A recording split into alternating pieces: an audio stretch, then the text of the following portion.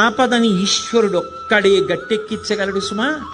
ఆపదని గట్టెక్కించవలసి వస్తే భగవంతుడు చూసేదేది అంటే నువ్వు ఎంత పవిత్రంగా బతికావు, నువ్వు ఇతరులకు హాని చెయ్యగలిగి ఉండి కూడా చెయ్యకుండా నువ్వు నిభాయించుకున్న సందర్భాలేవి, నీ కోపాన్ని నువ్వు ఎలా నిగ్రహించుకున్నావు, ధర్మానికి నువ్వు ఎలా కట్టుబడిపోయావో చూసి పరమేశ్వరుడు కౌగిలించుకుంటాడు. కబీర్ దాస్ గారు ఓ మాట అంటాడు, ధీరే ధీరే రేమనా ధీరే సబకుచి హోయ్ మాలీసించే సౌకర్య ఋతువాయే ఫల్హోయ్ అంటాడు.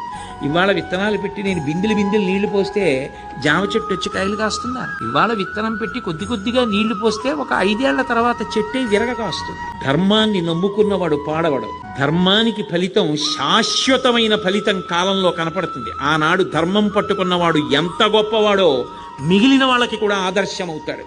ధర్మం వదిలినవాడు నశించిపోతాడు. అది నిరూపించాడు భాగవతం ప్రారంభంలోనే.